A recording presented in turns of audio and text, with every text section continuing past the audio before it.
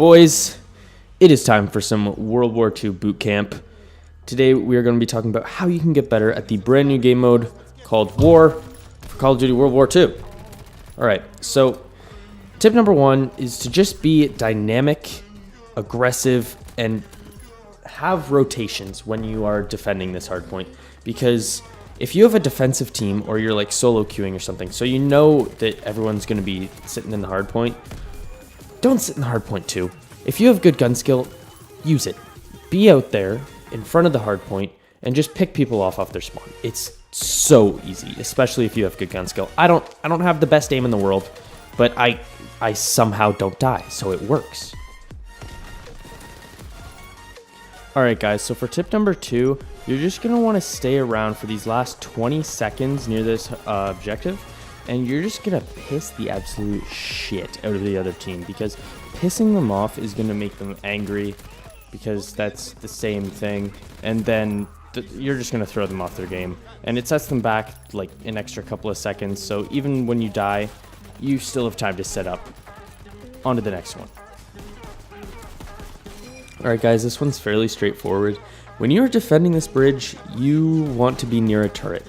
If you ever run out of ammo from being American Sniper up in here and not dying somehow, the turret is a good way to clutch up because it has infinite ammo, and literally you get, like, if someone uses an M1 Garand, it takes 3+ shots to kill you to the head somehow, so use it because it's partially broken.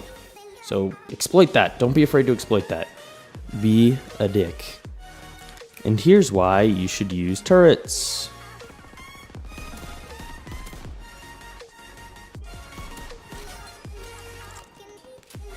Alright guys, unfortunately those are all the tips that I can bring you on the defending side of things. Due to technical difficulties, I was unable to record a second game of War, and we defended the bridge successfully, so yeah, I didn't get to defend the bomb site or the tank. So on to the attacking tips.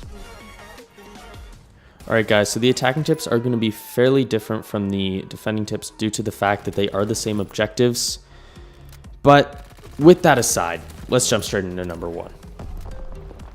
Alright guys, once again, you are going to want to be aggressive.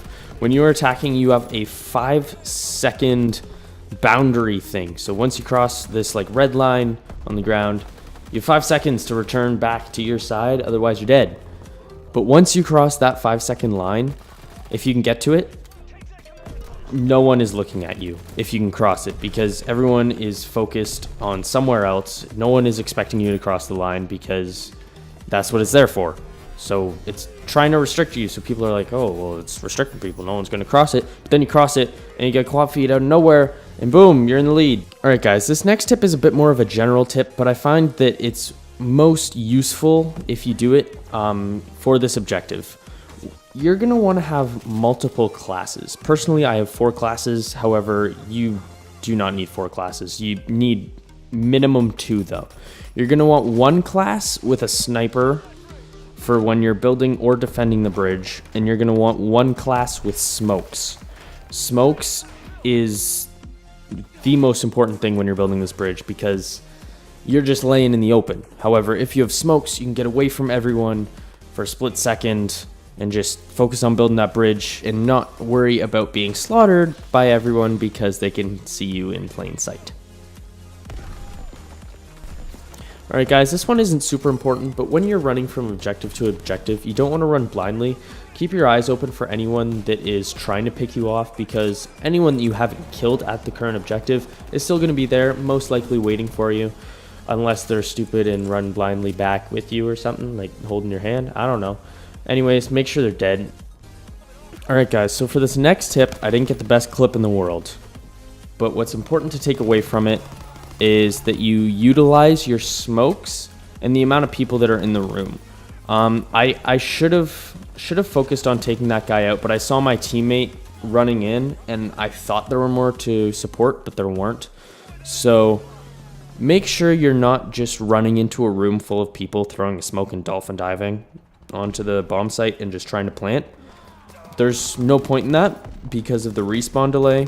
So do your best to clear out the room before planting, and make sure you have someone backing you up. If you don't have someone backing you up, there's almost no point in planting unless you're playing against potatoes. Alright, this is probably my most crucial tip for you guys. When you're in that last 10 to 15%, you are going to want to find a way to divert the team's attention. You can't all just be stuffing yourselves up the tank, because it's very easy to sit at the back with snipers and those turrets and just pick everyone off. You got to find a way to divert their attention, and I found the best way to do that is to run through the trenches and just pick off everyone that you can off their turrets as fast as you can, because as soon as you cross that line, you're instantly in the line of sight of everyone that's spawning in, and people are spawning in left, right, center. It's chaos. But if you can get people off of their turrets for like 2 to 3 seconds, because that's pretty much how long it takes to get back on them, you are golden. You can pretty much get 5% just from getting them off the turrets. So guys, that is the last tip I have for you. I hope you guys enjoyed today's video. Make sure to drop a like if you are going to be trying out these tips, or if they seem helpful to you guys. Hope you guys are hyped for the release of Call of Duty World War II, dropping November 3rd, which is a Friday for those of you that don't know. Hope I'll see all you guys online then. Peace out.